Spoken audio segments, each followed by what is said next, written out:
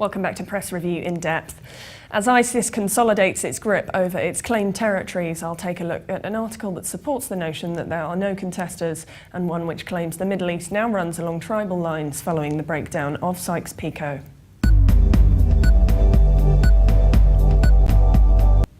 Patrick Cockburn writes in the Belfast Telegraph that ISIS is winning its war on two fronts, Iraq and northeast Syria.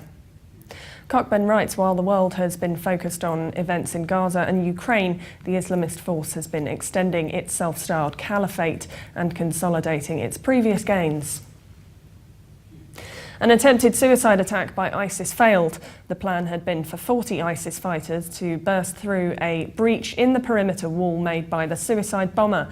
A further 600 ISIS fighters were to follow up the first assault if it made headway. The recent events show that the fighting was among the most severe between the Syrian army and the armed opposition for a year. It put an end to a conspiracy theory that President Bashar al-Assad's army and ISIS secretly collaborated and never fought each other. Arabic television stations like Al Arabiya and Al Jazeera see hopeful signs of ISIS being displaced by the Sunni tribes, neo-Baathists and ex-army officers, as happened in 2006 during the American occupation. But locals are pessimistic and ISIS are prepared for rebellion against them. The article adds its run of victories makes ISIS difficult to displace and there is no sign of these ending. It's increasing its stranglehold on Baghdad and a government counterattack to recapture Tikrit failed dismally. The article concludes the Shia political leadership has taken refuge in wishful thinking that the Sunni community is open to a power-sharing deal and regional autonomy. In fact, there's no evidence that ISIS or its Ba'athist allies want to end a war that so far they're winning. And David Gardner writes for the Financial Times that ISIS claims success, but tribes rule the Middle East. Gardner says when ISIS burst out of eastern Syria into north and central Iraq last month, they announced not just a new caliphate, but that they had broken Sykes-Picot. ISIS, entrenched in a cross-border jihadistan in the Euphrates Valley, has really stepped opportunistically into a sort of three-dimensional vacuum, characterised by an absence of state, a loss of shared national narrative, and the feeble leverage of big powers. The article adds partly this is the result of the ideological collapse of pan-Arab nationalism, which long ago became an alibi for dictatorship. The Ba'ath parties in Syria and Iraq were in many particulars an Arab version of fascism.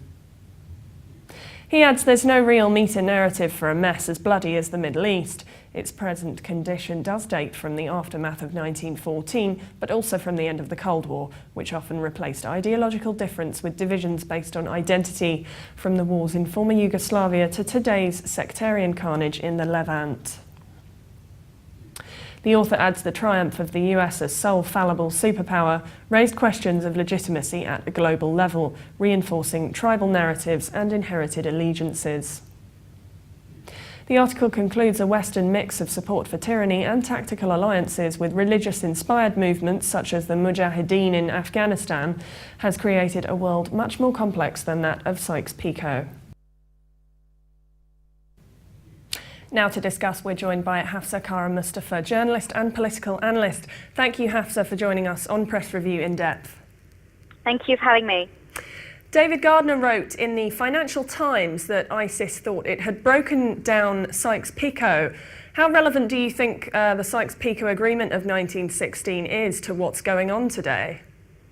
It's very relevant because it gives ISIS a sort of a slogan. Remember, the Khalifa is basically a sort of a super state that comes under the unique umbrella of Islam, and it doesn't recognize the borders that were a result of colonization.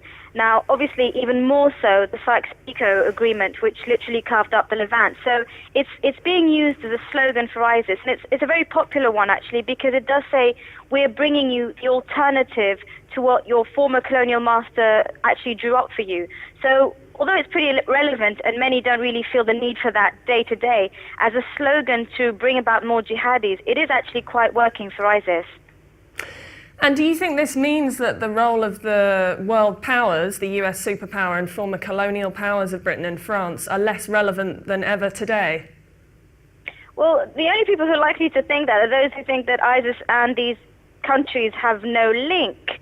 But I mean, I think it's fair to say, and this question probably would have been very relevant and topical even as far as near as a month ago, before the onslaught on Gaza. But what we've seen in the past few weeks, here is the population of Palestine being slaughtered and bombed on a daily basis, and these people who claim to fight the noble cause of jihad haven't lifted a single finger or haven't even offered to come and help their Palestinian brethren. However, they are causing division, they are murdering and slaughtering fellow Muslims, Shia of course, and Sunnis, and they are now targeting Christian minorities.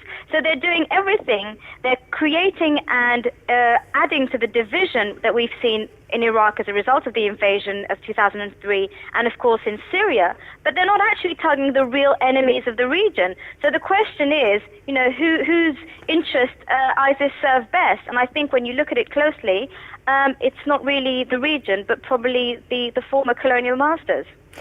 I believe ISIS has now said that it does want to get involved on behalf of what it sees as its brethren in Palestine. Do you think ISIS could have any role in what's going on there?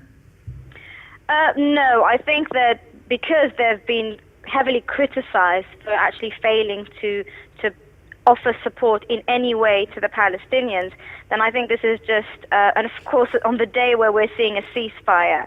So it is just a sort of talk really other than anything else. I cannot imagine ISIS doing anything for Palestine, and I can't imagine the Palestinians welcoming the help of an organization that really has exclusively targeted the people of the region and just innocent civilians from both Iraq and Syria. And finally, people are saying that ISIS is not counted on any front. They've even now braved attacking the Syrian army. Might a resistant movement grow against ISIS? It will happen. Of course it will happen. I mean, let's remember that this group, ISIS, is regarded as extreme, even by the standards of Al-Qaeda, so that no one really wants to have ISIS at their front door or anywhere near them. So eventually, I mean, if their victories, as it were to expand, then we are very much likely to see a resistance front.